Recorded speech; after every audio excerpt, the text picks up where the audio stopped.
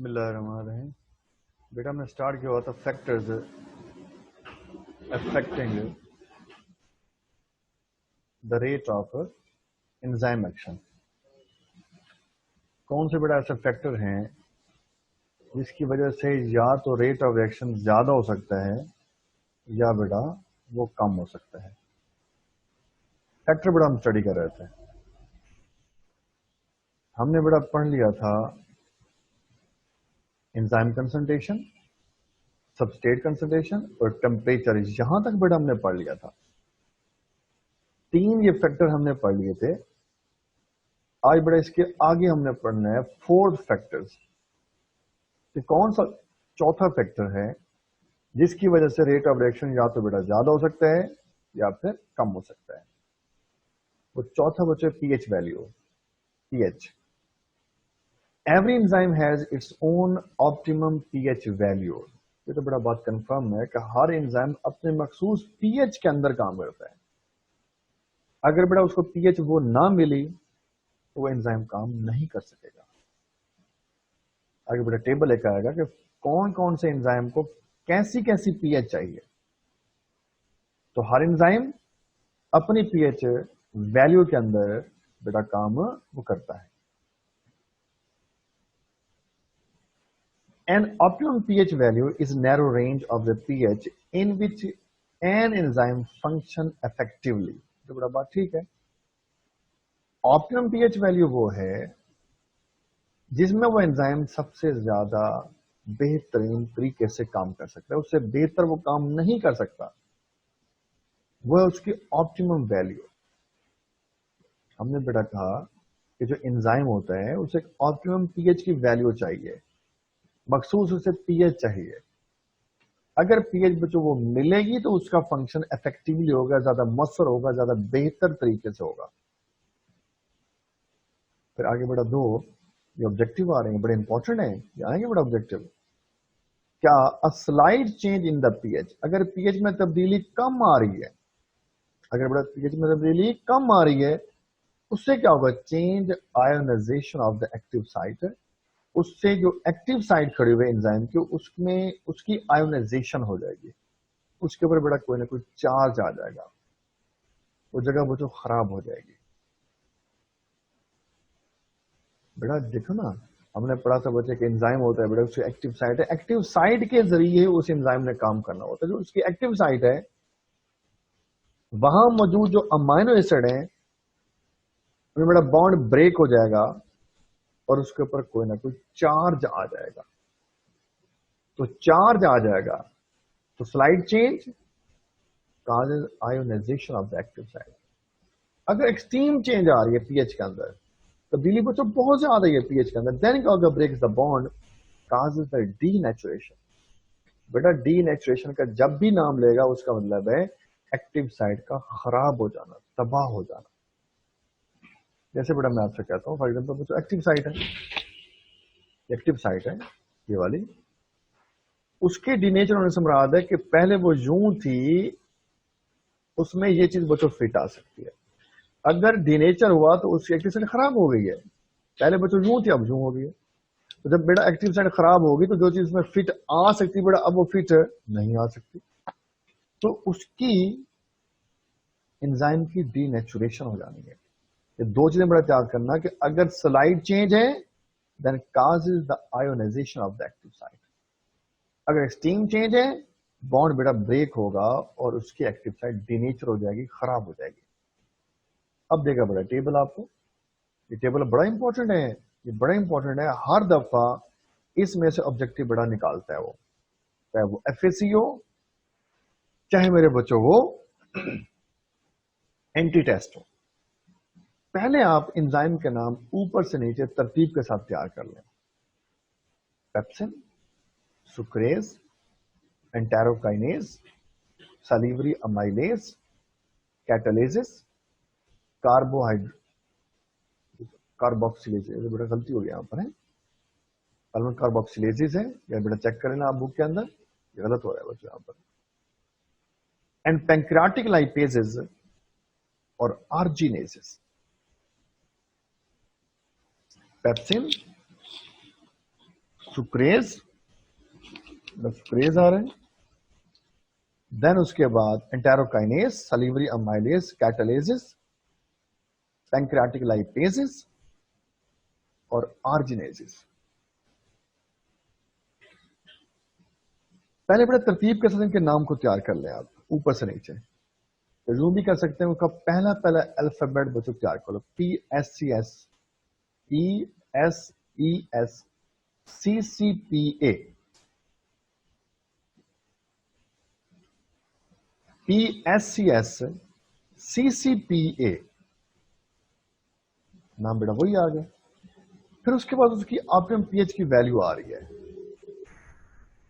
2, 4.50, 5.50, 6.80, 7.6, ये बड़ा 7 से लेकर 8 तक, और ये 9 है और 9.70 है। डायरेक्ट आपको मानना पड़ेगा, डायरेक्ट ये PSES CCPA। फिर उनकी पीएच की वैल्यू 2, 4.5, 5.5, 6.8, 7.6, 7 से 8, 9 और 9.7। इनको बेटा लाजमी तैयार करना, ये ऑब्जेक्टिव बेटा आएगा, आपसे कह रहा हूं। बेटा फैक्टर उसके सारे खत्म हो गए। बेटा फैक्टर के बाद अब मेरे बच्चों वो स्टार्ट करेगा किसको, लास्ट टॉपिक इस चैप्टर का, वो है बेटा इनहिबिटर्स। ये बड़ा इंपॉर्टेंट है, इनहिबिटर्स। इनहिबिट करना, ब्लॉक कर देना, रोकना, स्टॉप कर देना, इनके स्टॉप करने वाले हैं। क्या करते हैं ये, होते क्या, a chemical substance as chemical which can react in place of substrate. बेटा ऐसी चीजें हैं जो सबस्ट्रेट की बजाय काम करती हैं, यानी कि सबस्ट्रेट की बजाय ये चीज काम करेगी विद एंजाइम, ये चीज आकर एंजाइम के साथ अटैच हो जानी है। बच्चों एंजाइम के साथ अटैच होना था सबस्ट्रेट, और अटैच कौन हो गए, इनहिबिटर्स हो गए। तो उससे क्या होगा, but is not transferred into product. Inhibitor जाकर जब एंजाइम के साथ अटैच होगा तो आगे बच्चों को प्रोडक्ट तैयार नहीं होगी। Thus blocked active site temporarily और परमानेंटली, ये जो इनहिबिटर हैं ये जाकर उस एक्टिव साइट को टेम्परेरी, आर्जी या परमानेंटली मुस्तकिल तौर पर जाकर ब्लॉक कर देंगे। यानी कि जब इनहिबिटर जाकर एंजाइम के साथ बच्चों अटैच होगा तो फिर वो एंजाइम काम नहीं कर सकेगा बेटा, उससे आगे प्रोडक्ट तैयार नहीं होगी। उसकी वजह से वो एंजाइम आर्जी तौर पर या मुस्तकिल तौर पर वो खराब हो जाएगा, उसकी एक्टिव साइट बच्चों ब्लॉक हो जाएगी, वो एंजाइम बच्चों काम नहीं कर सकेगा। तो बेटा उसने क्या बताया कि इनहिबिटर्स वो चीजें हैं जो सबस्ट्रेट की बजाय एंजाइम के साथ जाकर अटैच हो जाती हैं और आगे कोई प्रोडक्ट तैयार नहीं होती, और ये जाकर उस एंजाइम को या उसकी एक्टिव साइट को आर्जी तौर पर या मुस्तकिल तौर पर जाकर ब्लॉक कर देता है, एंजाइम काम करने काबिल नहीं रहता। ये कौन है बच्चों, ये इनहिबिटर्स है। एग्जांपल बेटा क्या है, पॉइजन लाइक साइनाइड, ये जहर आ रहे हैं। संख्या के जरिए से आप कहते हैं संख्या, एक बच्चों आर्सेनिक का जहर होता है। एंटीबॉडीज, एंटी मेटाबोलाइट्स, यानी कि जो मेटाबॉलिक एक्शन को स्टॉप करने वाली चीज है, जो मेटाबॉलिज्म को स्टॉप कर देती है। जैसे क्या बच्चों जितने जहर हैं, साइनाइड वगैरह, आर्सेनिक है, एंटीबॉडीज हैं, एंटी मेटाबोलाइट्स हैं, और सम बच्चों ड्रग्स हैं और कुछ अद्वियात हैं, नशावर चीजें। ये कौन है, ये बच्चों इनहिबिटर्स हैं।